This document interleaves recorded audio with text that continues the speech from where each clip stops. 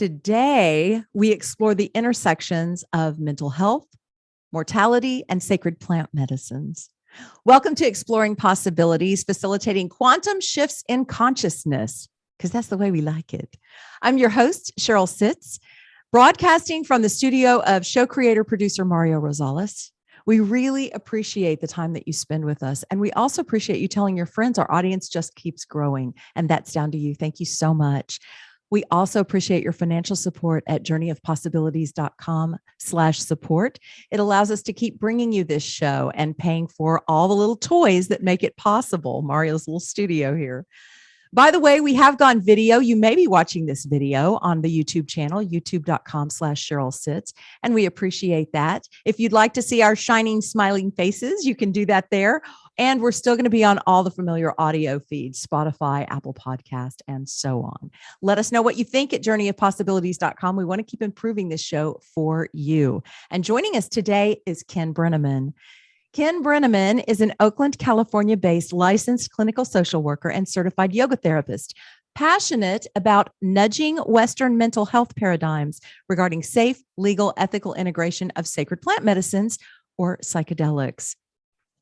Ken has, here we go, a thanatological approach. Now, for the rest of us, that's the study of mortality, to holding space for others and a deep reverence for spirit, as he acknowledges each of us must find our own way to make sense of the experience of being human.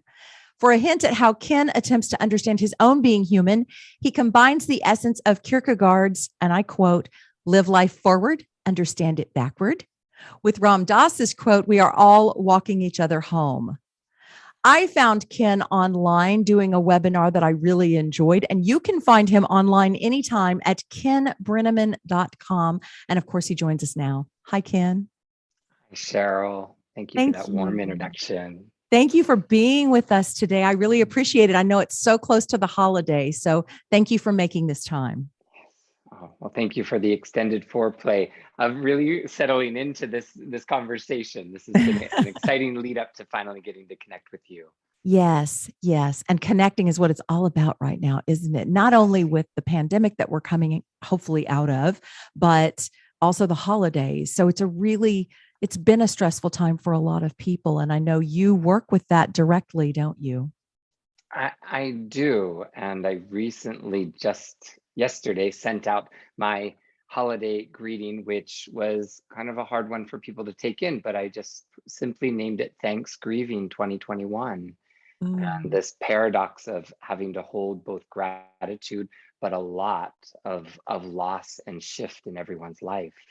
And how to either think of that as an inevitable, painful paradox, or perhaps a shift into accepting that they actually can supportively and lovingly feed off of each other. Yes. Well, I guess we're going to dive into grief first, because you went there with that email, and everybody's like, "Oh, grief. Who wants to hear about grief?" And that's the first step, isn't it? Is acknowledging the elephant in the room, that this has been a hard time for all of us. And there is grief, even for those that have had the best possible experience during the pandemic. There's been a lot of loss in transition from the planet. There's been loss of physical contact. There's been a lot of fear mongering by the media, and just so much to take in. Yeah, I mean, the image that comes up even as you say that, Cheryl, is like grief is kind of the general requirement of any degree or certification. We're all asked to sit in that classroom in one way or another.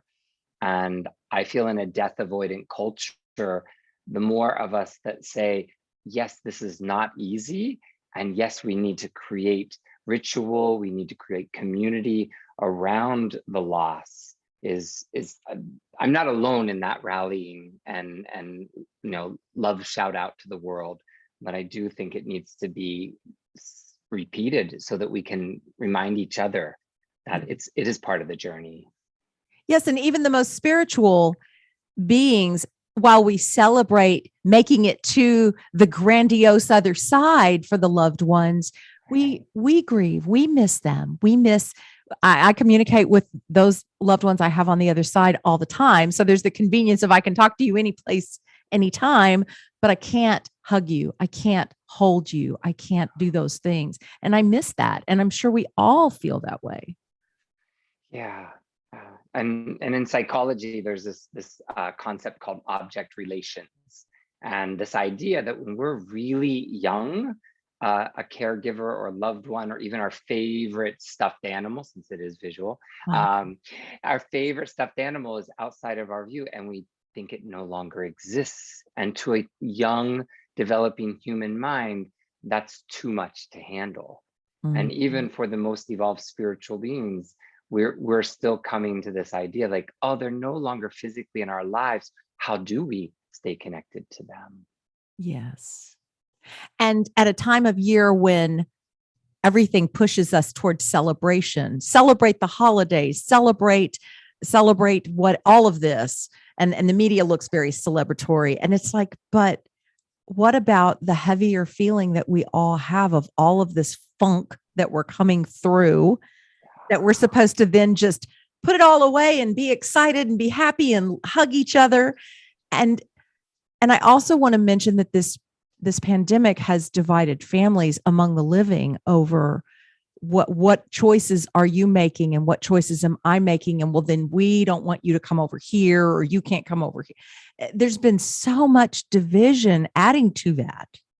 Well, if we put on the frame of grief, or we're all thanatologists in our own mind, even if that does not roll off of our tongue, but if each of us sat with a thanatological view of mortality as a connecting for all of us, what we might see is so much of that division is unresolved and undealt with grief.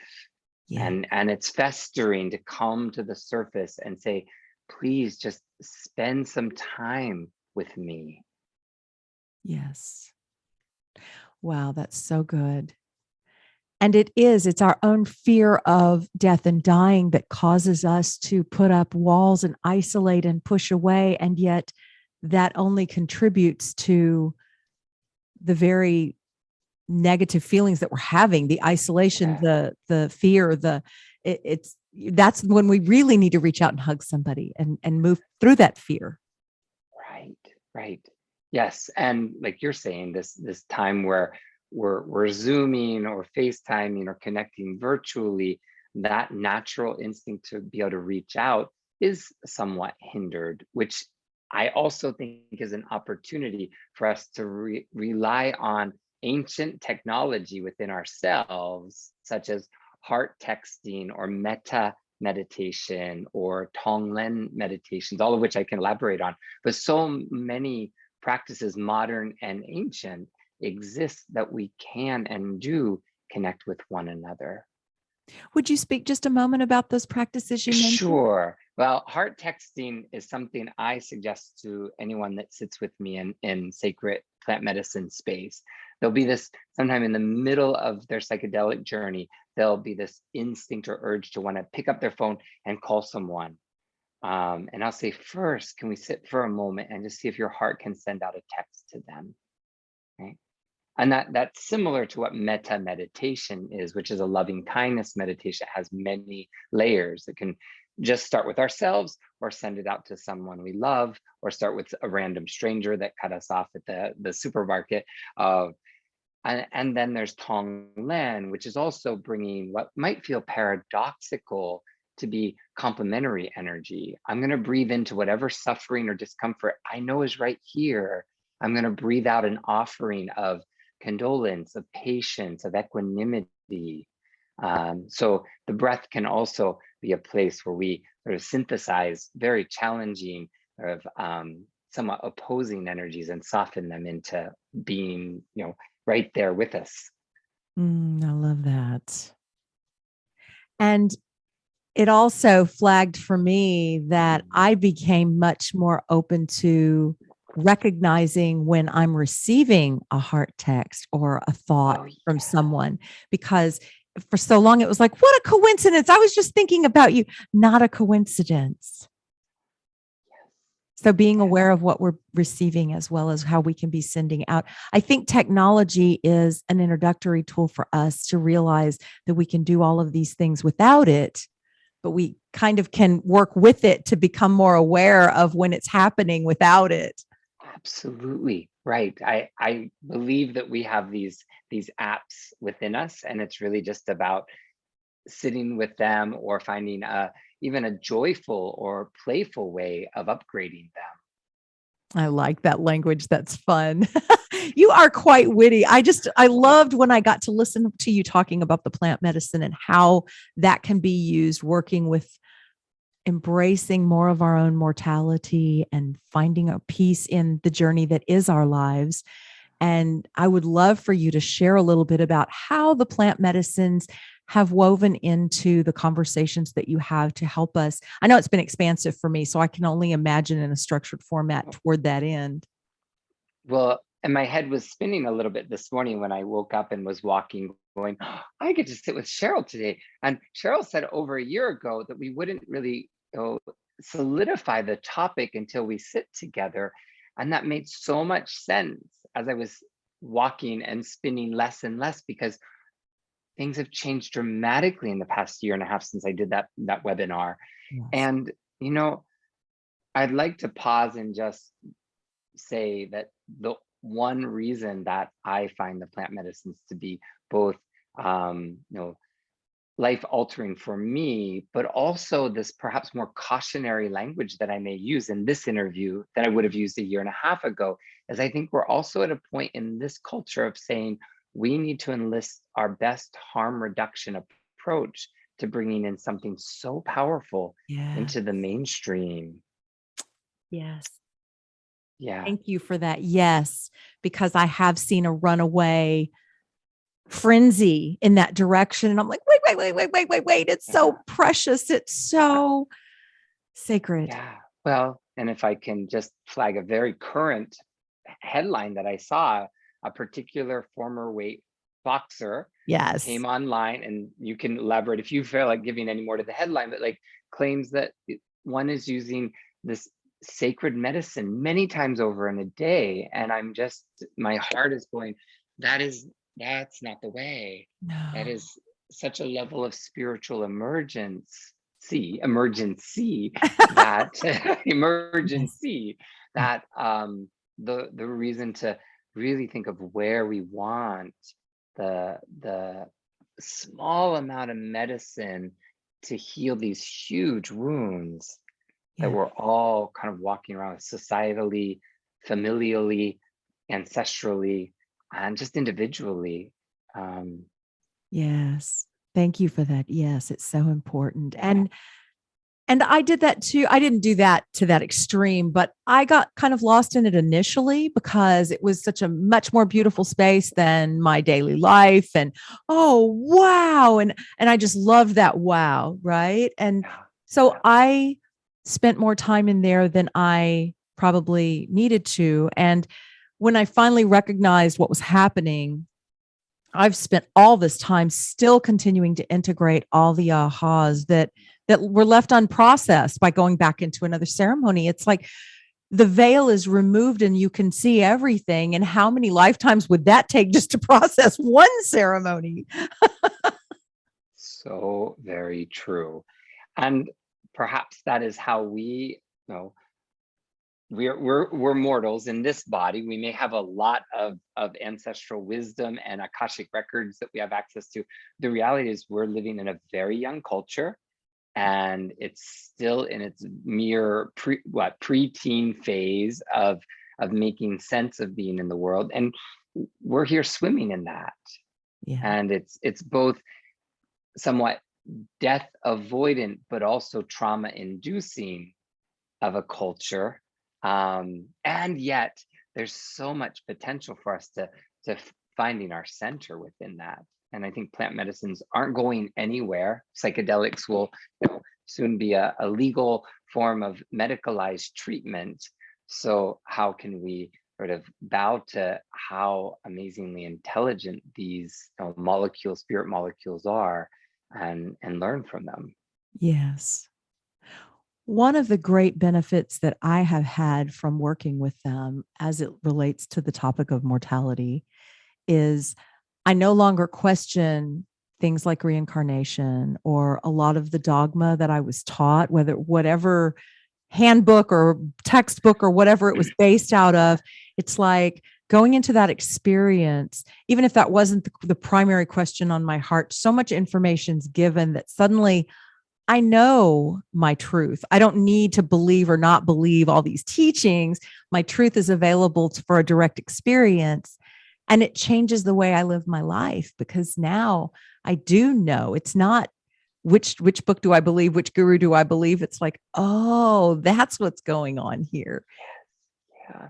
And if we do want to put on our scientific lens and look at some of the research, right? Someone has mapped out 10 categories of universally experienced phenomena when people have a near-death experience. Not everyone has all 10 of them, but they're common across the world.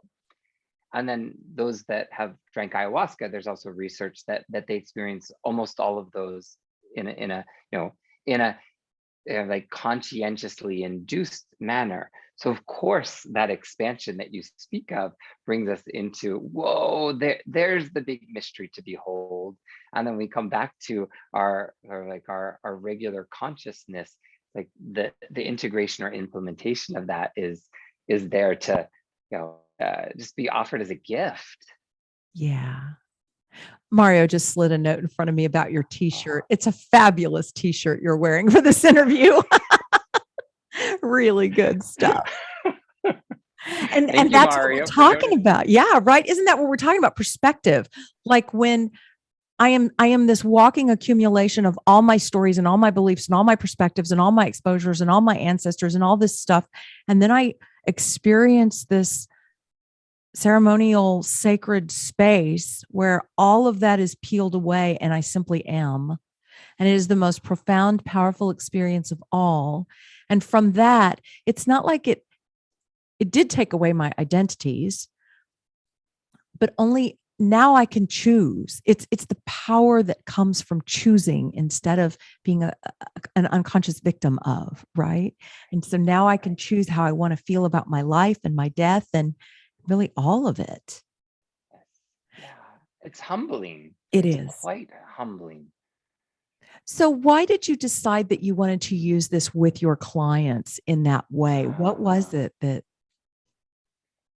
May I speak from my own personal journey? Please. Yeah. So I was 18 when my mom died, and I probably spent a big chunk of time after that following the teachings of my family, which was avoid the grief, stay away from that place, close it down.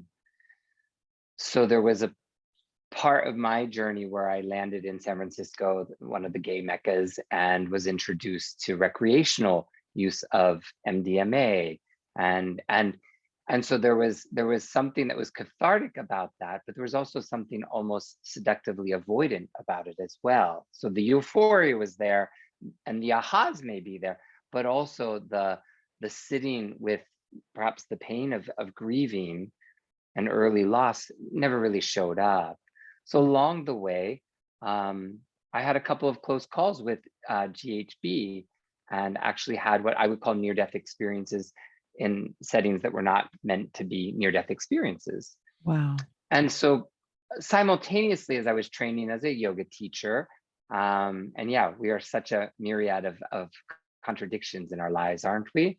Along came some people further along their paths, not that there's a competition or race, but they were sharing about how they step into these circles of queer men and journey with a former Mormon couple that had turned into medicine carriers.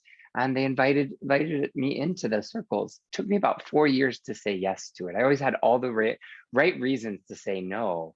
Once I sat there, the first image that I had in that medicine circle was this very misshapen, almost like a, I don't know, Hunchback of Notre Dame type ego self, pulling all of this, I guess, wreckage out onto a beach and just asking the ocean to cleanse it. And it turned into this beautiful beach glass. And so that part of my ego was saying, there's healing here, stay with this. So a little bit later, a similar invitation was there. I was introduced to a different medicine that was ayahuasca, and I could stay with it much longer. And that allowed me not just to have sort of images of perhaps my ego, but I actually got to be a witness of my last conversation with my mom on her deathbed. And Wow. the medicine just held me there and said, watch. And this is why seasonally, if I can just lean into, I'm pretty convinced the Christmas Carol is a major plant medicine journey in disguise. Mhm. But my future self got to see my past self doing the best he could possibly be in that given moment. And I just held myself, past, future, and present, and forgave so much. Forgave my mom for not being able to show up earlier in my life, forgave myself for not being able to show up for her when she needed me. And we just sat with, we did the best we could, huh? Wow. And that's that showed me the the potential to keep working on forgiveness for myself and alleviating the weight of trying to avoid grief. So ayahuasca is really my grief teacher. So I like to think of this, prolonged grief disorder that DSM promotes as a way of framing it as, that's one of the experiences I had, is like it just numbed me out for a big chunk of my life, and a plant medicine woke me up to how much love I could hold in my heart.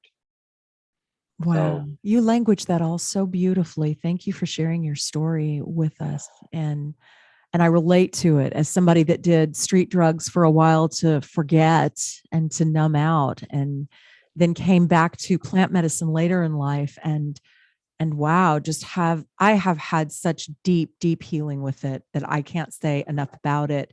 And I also have come to understand that it's not necessarily for everyone. And so someone that's wondering, how do I get to a place where I can feel right working with it because I don't feel it, don't worry about it. We can sit and do so many other things. It's not for everyone necessarily, but it sure can be a precious gift if we're called to it. yes.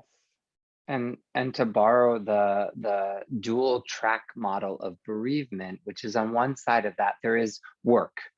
There's active grieving and tending to the continuing bond. The other side of that track is rest and restoration. And I think that formulates quite an important duality that helps us with plant medicine. When do we lean into the work, and when do we rest Yes. and integrate? Yes. I have to say that you have one of the most peaceful demeanors for someone who works with something that we just don't talk about here, grief. We don't talk about, Mm, oh, how can you work with sadness? How can you stand to see so much sadness in the world and still have so much peace about yourself? I mean, I can hear all these questions almost come up in my own self from my past, things I would have asked you, because you are so peaceful. How do you respond to those kinds of thoughts and questions from anyone? If they say, "Whoa, you're so peaceful with all this," Yeah, how are you so peaceful around so much grief and encouraging everybody to be in their grief? Where is the peace in that? well, there's something about sitting with you that does make me want to share from the very personal level of that, which is, you know, another part that ayahuasca has brought into formulating a wholer sense of who I am at 52 is befriending the parts of myself that I left behind. And that's not just the 18-year-old self. There's very early versions of myself that got trapped or lost. And I think it's Sandra Ingerman. Am I saying her name right? Yeah, Um, she's good. yeah, her process of soul retrieval. I think of this as my own personal soul remembrance, that that there's a part that maybe was stuck back as a very young child that was like, was I an unwanted child or not? And feeling into the world. And when I get to meet that part of me that was confused or lost and invite him into me, not only do I feel more at peace with who I am, but I can also perhaps ground enough so that when someone else is trying to do the same, that I can remind them that it's possible. And please, the other shirt I would wear was work in progress, because I've not figured any and all this out. And to be completely truthful, I'm so glad that we didn't do the interview when we had it scheduled. I think the summer I went through my own grief cocoon, and Mm. I just wasn't holding space for as many people as I would have been normally. And I had to lean into doing more self-healing. So I think that it's also a humble reminder that we show up as best we can, and we remind ourselves when it's time to take care of ourselves. And Yes. Yes, this show has been a great teacher for me in going with the flow, because I have guests cancel, guests reschedule. I cancel, it has a lot of movement to it. And for someone that's been an organizer and a planner all my life, it's really been a great teacher in letting go and trusting the flow, that the best possible versions of us are going to show up exactly when it's time. yeah, yeah.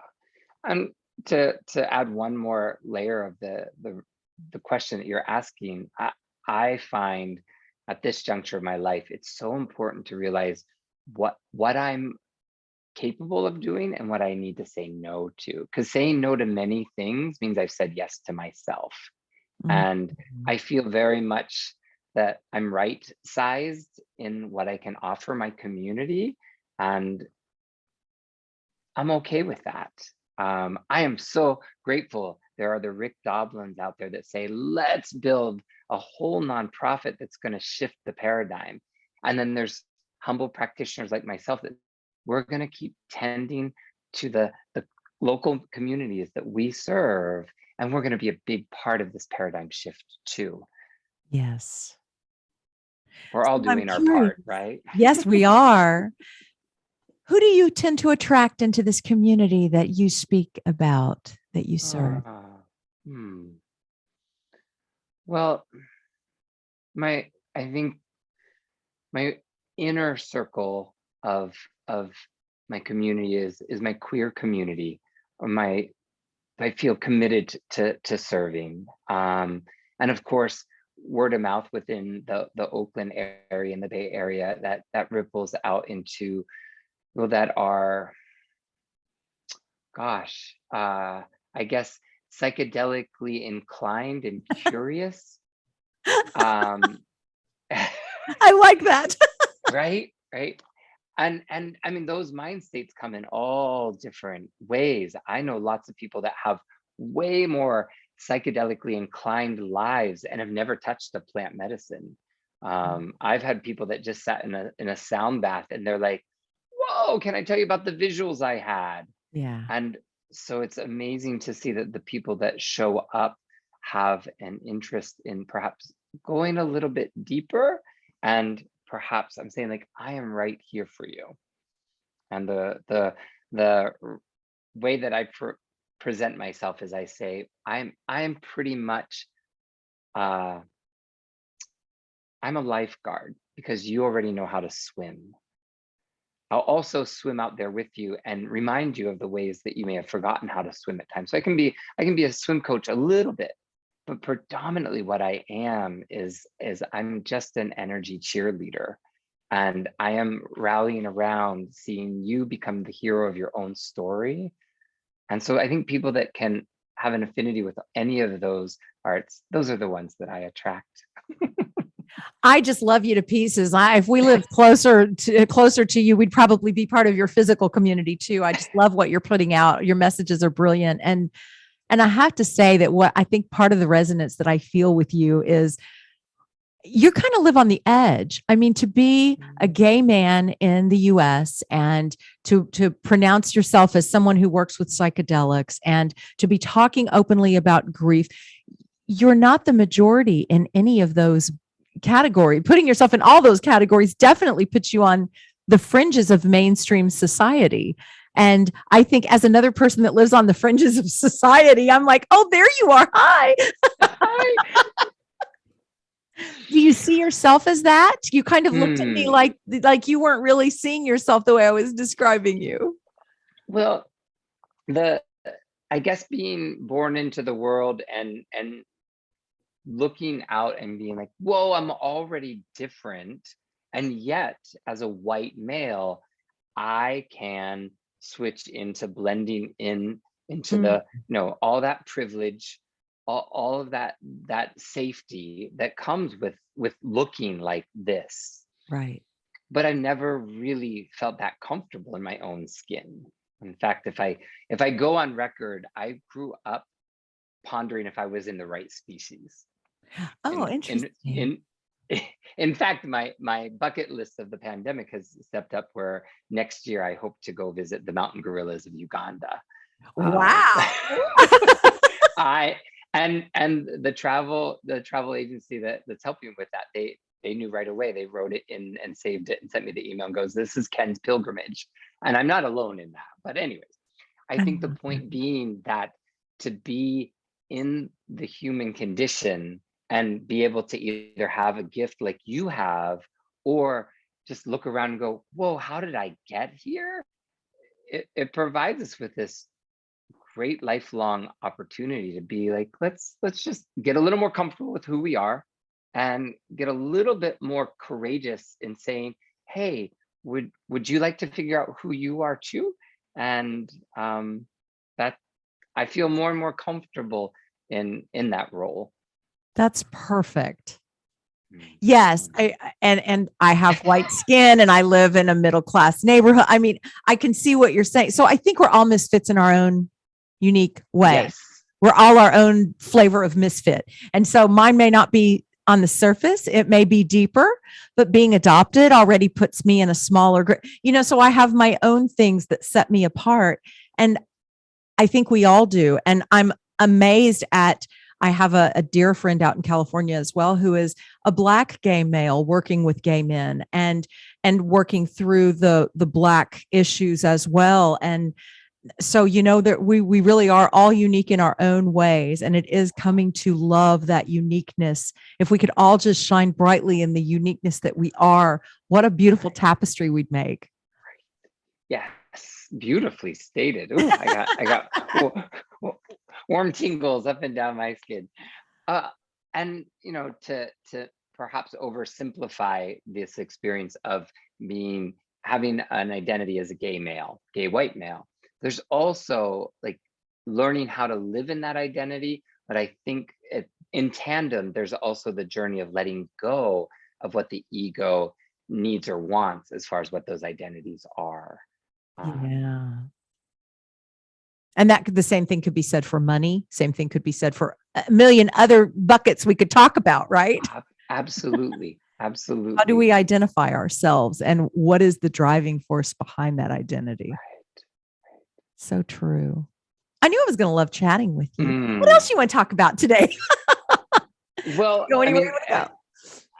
I have been used to being in podcast settings where they're like, don't say anything that's time sensitive because it'll become outdated so quickly. But I've got to say, I am so very excited that there will be a Matrix 4. And I have been excited about this for a very long time. And even if people are listening to this after it's come out, and perhaps it's a major flop, and I'm wrong on this, I'm betting that the Wachowski that decided to step in and tell something more about this story has something really important to say. Yes. And that is just one metaphor that I've resonated with since the first one came out in the late, was it 90s? I don't Yeah, remember. I It was think it was a so. long time ago. It's been a while. Long time ago. But it still gives us this opportunity to look at who we are, the paradigm around us, and what has so dramatically shifted over the last couple of years is really potentially freed us up from a Yes. lot. Now we can go right back to like, when are we getting back to normal? When are we getting back to normal? Or what is the new, I guess, the new paradigm waiting for us to give birth to? And I believe it's change. I believe it's perpetual change. I use the analogy of we're all kind of looking for where to stand. Where's the solid ground to stand on? And it's gone. We don't need it anymore. And it's just retraining the mind. I don't need that solid ground. I don't need to know what's next. What can I help create? Right? It's a complete flip of the way we're used to living our lives. Right.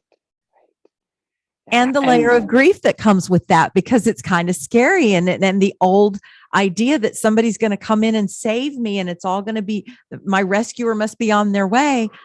Yeah. And philosopher, Daniel Quinn, who wrote Ishmael. It kind of is Oh, great. right, kind of got me started in reading different philosophers like Charles Essenstein.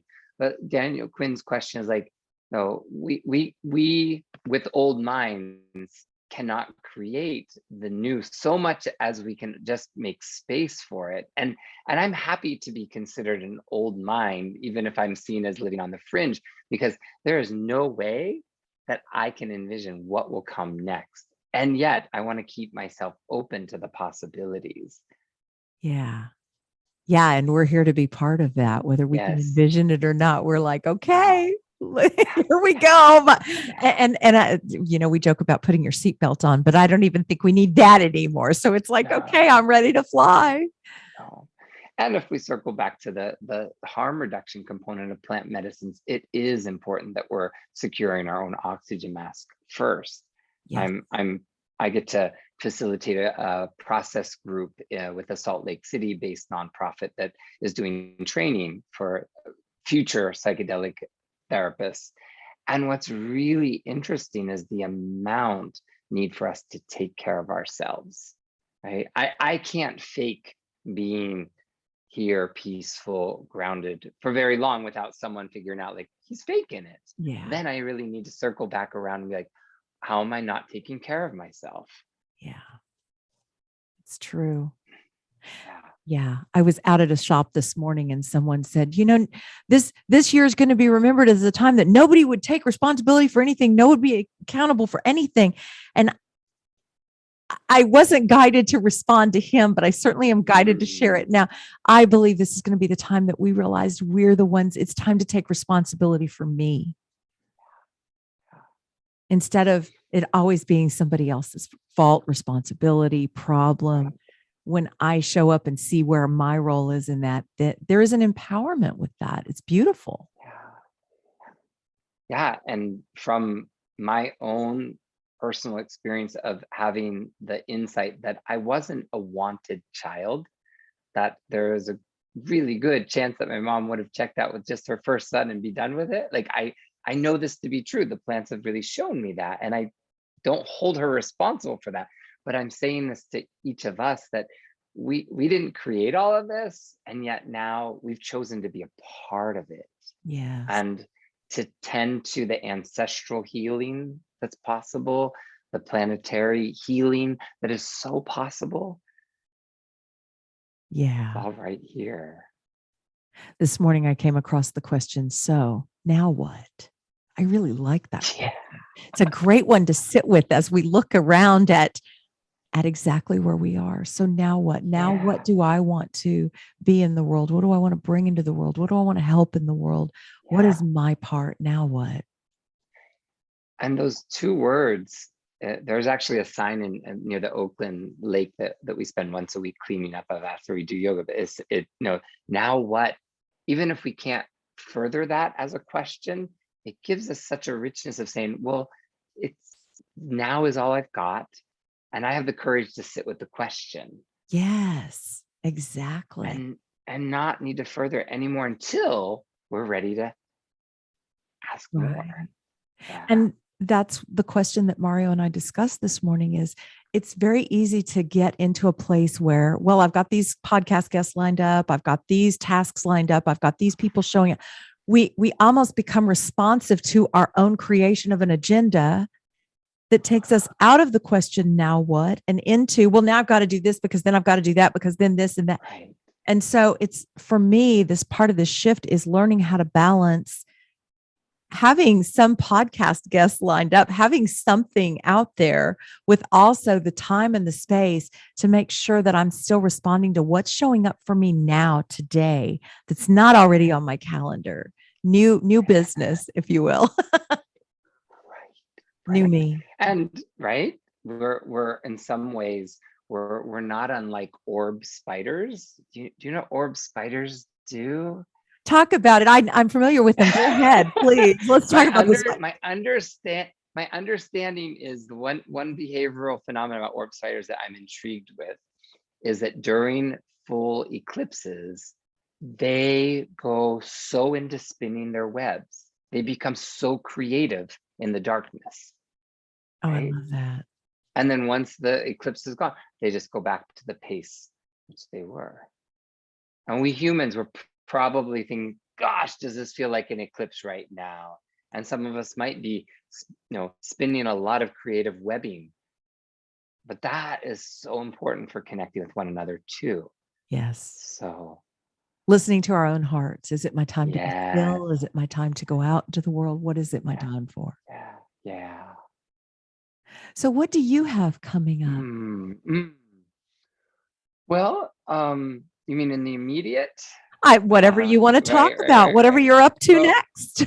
well, since this will be out before it actually happens, I'm doing a very humble fundraiser for a food pharmacy in San Francisco and actually in Southern California. It's Health Right 360, and it's on Sunday, December 19th. If anyone wants to see my website, it's just we it's a second annual, and we were able to raise a few $100s last year, so we decided to give it another go.